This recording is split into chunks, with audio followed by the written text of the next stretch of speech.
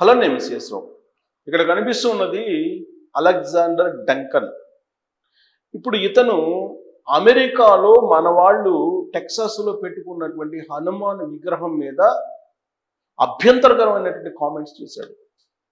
నకిలీ విగ్రహం, నకిలీ హిందువులు, నకిలీ హిందూ దేవతలు అంటూ ఈ అలెగ్జాండర్ డంకన్ అనేటతను ట్వీట్ చేశాడు.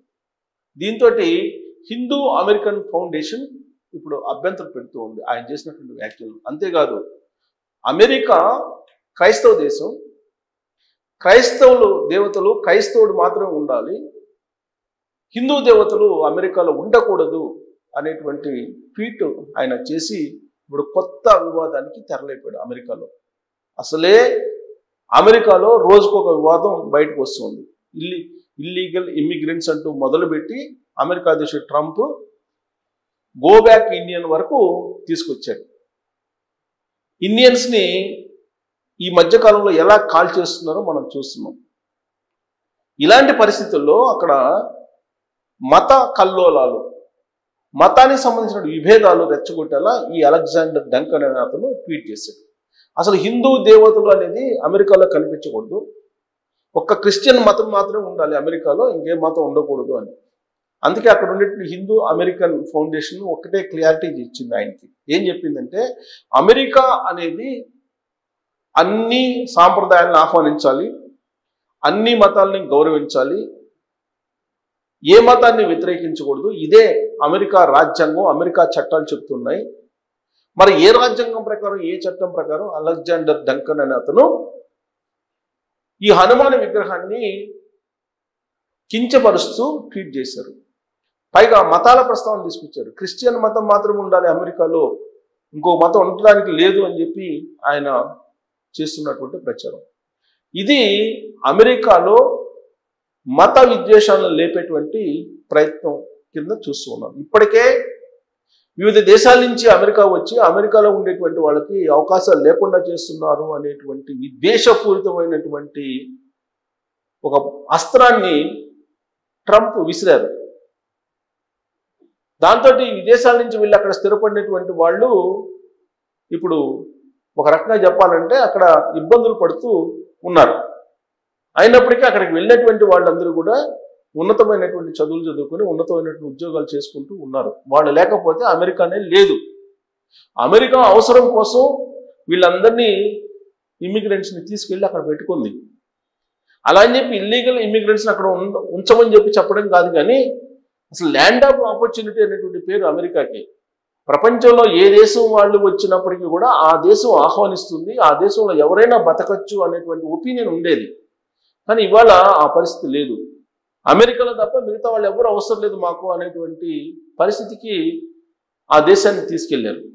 ఆ దేశాన్ని ఒక రకంగా అమ్మేస్తూ ఉన్నారు. కారణం ఏంటంటే ఆ దేశం అప్పుల పాలైంది.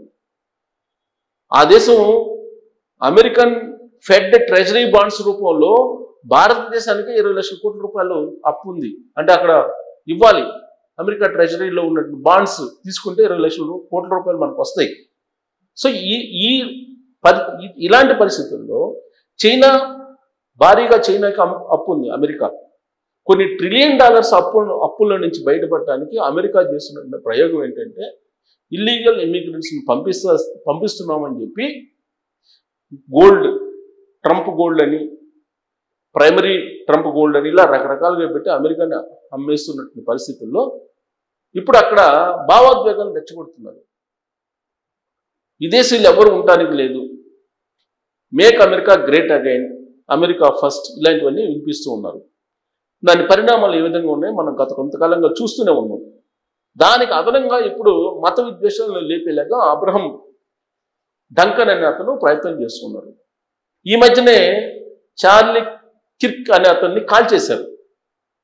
అతను కూడా ఇల్లీగల్ ఇమ్మిగ్రెంట్స్ అలాగే అమెరికేతరులకు ఉద్యోగాలు ఇచ్చేదాని మీద వ్యతిరేకిస్తూ ఉద్యమాలు తీసుకురావడానికి యూనివర్సిటీల్లో ఆయన ప్రసంగాలు ఇచ్చేవాళ్ళు.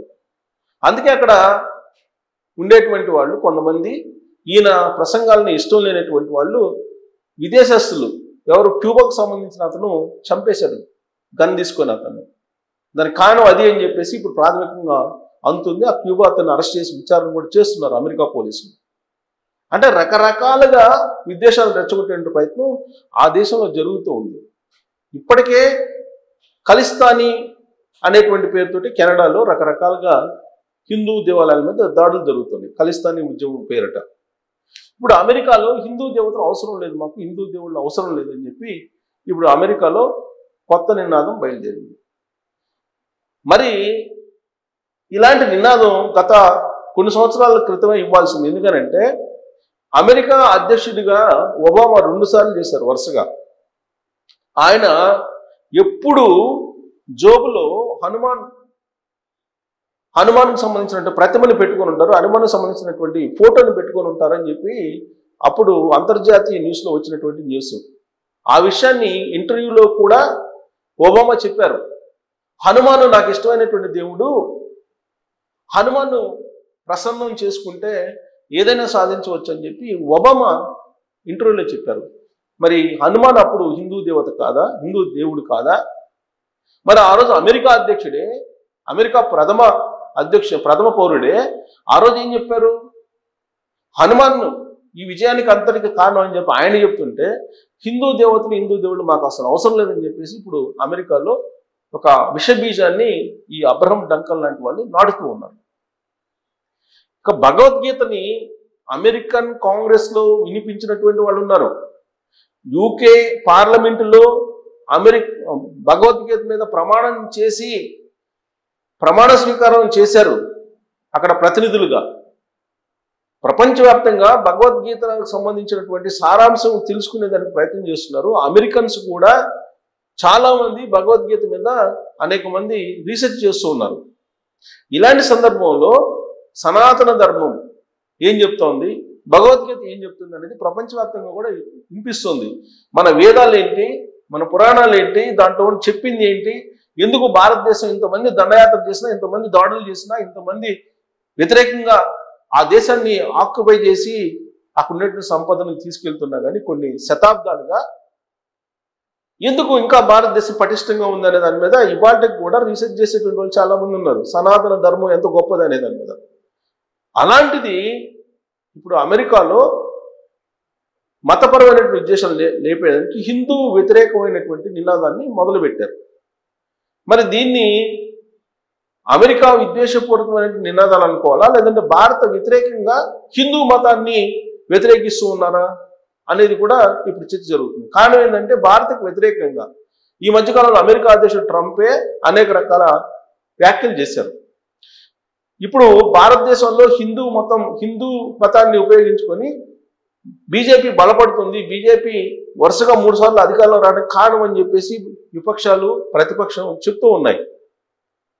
మరి ఆ కోణం నుంచి హిందూ వ్యతిరేక భావాన్ని ఆ అబ్రహం డంకన్ అనే అతను మొదలుపెట్టాడు అమెరికా నుంచి. అక్కడ టెక్సాస్లో 90 అడుగుల ఎత్తులో హనుమాన్ విగ్రహాన్ని పెట్టారు. అత్యంత అద్భుతమైనటువంటి విగ్రహం, 90 అడుగుల విగ్రహం. అక్కడ అష్టలక్ష్మి దేవాలయం ఉంది. ఆ అష్టలక్ష్మి దేవాలయం ముందు 90 అడుగుల హనుమాన్ విగ్రహాన్ని అక్కడ ప్రతిష్ఠించారు. ప్రతిష్ఠించి అందరూ అబ్బురంగా చూస్తూ ఉంటే అబ్బురపడి ఆశ్చర్యపడి అమెరికన్లు కానీ లేదా ఇతర దేశాల నుంచి వచ్చి అక్కడ అమెరికాలో స్థిరపడినటువంటి వాళ్ళు కానీ, బట్ ఆ హనుమాన్ విగ్రహాన్ని వ్యతిరేకిస్తూ అమెరికా ఆ విగ్రహాన్ని వ్యతిరేకించడంతో పాటు ఇక్కడ క్రిస్టియన్స్ తప్ప రెండో వాళ్ళు ఉండడానికి లేదు అమెరికాలో అనేటువంటి యాంగిల్లో ట్వీట్లు పెడుతున్నారంటే మరి అలాంటి వాళ్ళని ప్రేరేపిస్తుంది, రెచ్చగొడుతుంది అమెరికన్ ప్రభుత్వమా లేదంటే వాళ్ళు ఇండివిజువల్గా వ్యక్తిగతంగా అనేది తేలాల్సి ఉంది ఫస్ట్. ఒకవేళ అమెరికా ప్రభుత్వం ఇలాంటి వాళ్ళు ఎంకరేజ్ చేసి ఇలాంటి నినాదాలు చేపిస్తుంది అని అంటే రాబోయేటువంటి రోజుల్లో హిందూ వ్యతిరేక ఉద్యమాలు అమెరికాలో కూడా వచ్చేటువంటి అవకాశం లేకపోలేదు. బట్ హనుమాన్ చాలా పవర్ఫుల్. ఈ విషయాన్ని నేను చెప్పడం కాదు, ఒబామానే చెప్పారు. సో కాబట్టి హనుమాన్తో పెట్టుకుంటే అమెరికానే మటాష్, ఇది కన్ఫామ్ అని చెప్పి హిందూ పండితులు చెప్తారు, సనాతన ప్రవచనాలు చెప్పేటువంటి వాళ్ళు చెప్తారు. హనుమాన్తో పెట్టుకున్నటువంటి వాళ్ళు బాగుపడినటువంటి దాఖలాలు చరిత్రలో లేవు అని చెప్పి చెప్తూ ఉంటారు. మరి ఇప్పుడు అమెరికాలో ఉండే పౌరులు హనుమాన్తో పెట్టుకుంటున్నారు. మరి జరగబోయే పరిణామాలు ఏంటి అనే దాని మీద మీరు కామెంట్ చేయొచ్చు. Thank you.